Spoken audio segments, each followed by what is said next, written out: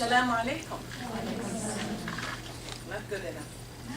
Assalamu alaikum. Louder. Louder. Assalamu alaikum. You know why you should speak louder? Let me read something from the Quran, which is addressing the wives of the Prophet. But we could also learn from that. It says, be not too complacent of speech. Actually, the translation is not exactly accurate. It also could mean, don't speak too softly, as if you are submissive. Lest one in whose heart is a disease should be moved with desire. It's not desire, it's ill will, bad thinking, bad thoughts, etc. But speak in a way that is just. And I tell my students at law school that if they go in front of a judge and say, good morning, Your Honor, they're not going to win that case, okay? So can we try again now and say, Sabah al-khair, Assalamu alaikum. Thank you very much. Thank you very much. I'm so happy to see all the wonderful different faces. It is the wonderful diversity of the Islamic world. May started talking about us being an international Muslim women's movement, and I'd like to start by saying a few things to you. First of all, what kind of a religion is Islam? Think about it for a minute. Is it a religion that was revealed for the Arabs? Yes or no? No? No? For the Middle East? No. Asia? No. What? Not mankind, humankind. Let's watch our word. Islam was revealed as a world religion, right? And if you look through the history of Islam, you will find out that some of the best scholars of Islam did not come out of the Arab world.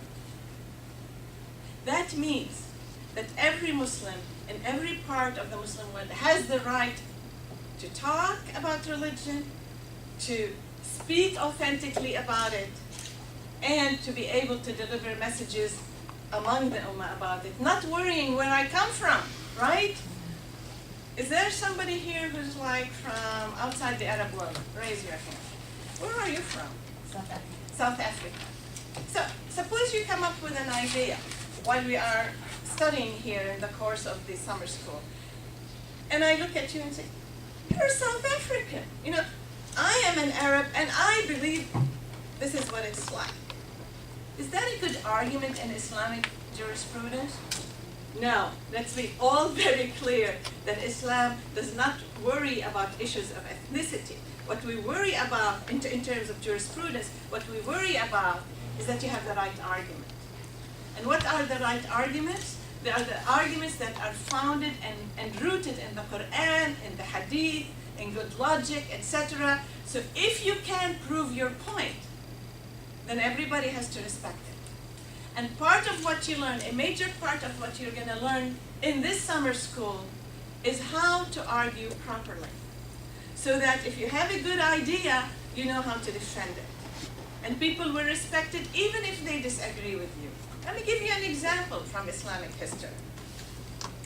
You may have known this story about Khalifa Umar, who was in the mosque, worried about the fact that Muslim women were asking for higher and higher amounts of mahr, or marital gifts. That's what mahr means, right? So the young man could not come up with money to marry. So in the effort to encourage marriage among Muslims, which is a very good intention, he went to the mosque and he said, I'm going to put an upper limit to the amounts that you can ask for. And what happened?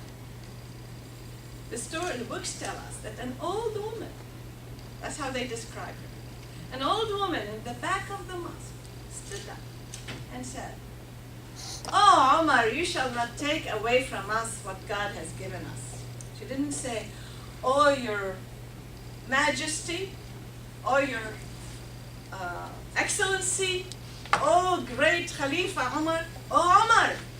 We talk about democracy in the Muslim world later in this class. An old woman, not from a famous tribe, many books did not even mention her name. She stood up and she said, oh Umar, and she contradicted him. You shall not take away from us, i.e. women, what God has given us. And what did Umar do?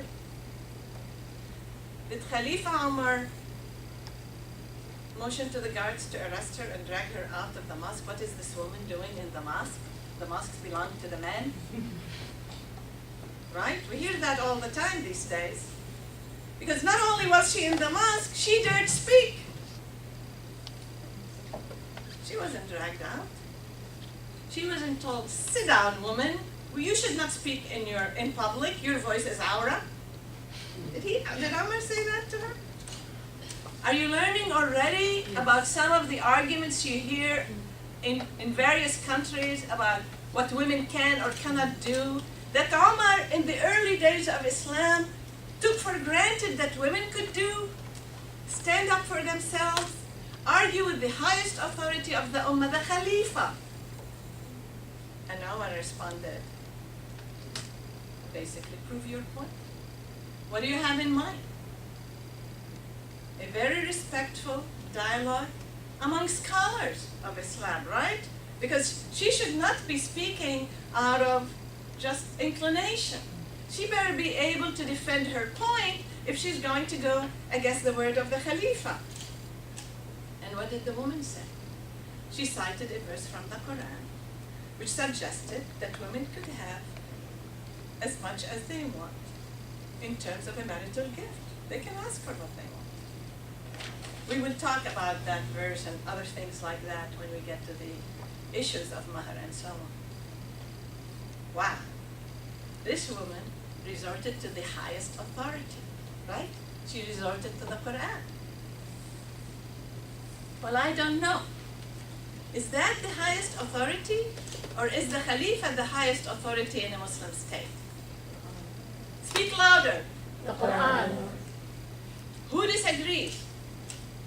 Raise your hand if you think this answer is wrong. All right. Nobody thinks it's wrong. In other words, an Islamic state is bound by a constitution. It's not really a state where somebody could rule tyrannically, not being bound by certain rules that we will talk about when we talk about Islamic democracy. Okay? I mean, this story reveals a lot of issues. And then Khalifa Umar said, because now you realize the Quran is the highest authority, and she cited the highest authority. What did he say? He said, the woman is right, and the Khalifa is wrong. Wow, that is democracy, right? That is democracy. It's not, woman, get out of here. How come you're talking in the midst of men? What do you know about it? Quran? I'm the Khalifa. You're just an old woman in the back of a mosque. None of that. But unfortunately, many of our societies have deteriorated into these days. Okay? So what I'd like you guys to be is that old woman. Can you? Yes. Yes. And we will help you to get there. We will help you to energize your societies to become societies that are free and open to rational discussion, so that you can defend your points of view logically, and you can stand up for your rights. And you women here, when everybody is here, and I know many of you have had to fight a great deal of obstacles to arrive, and some of you are still fighting it and will arrive later today or a few days later. All of you, each one of you, is a point of light. I'm not here to teach one woman here, one woman there, to go home and introspect and think, oh, I have more rights. That's not why you came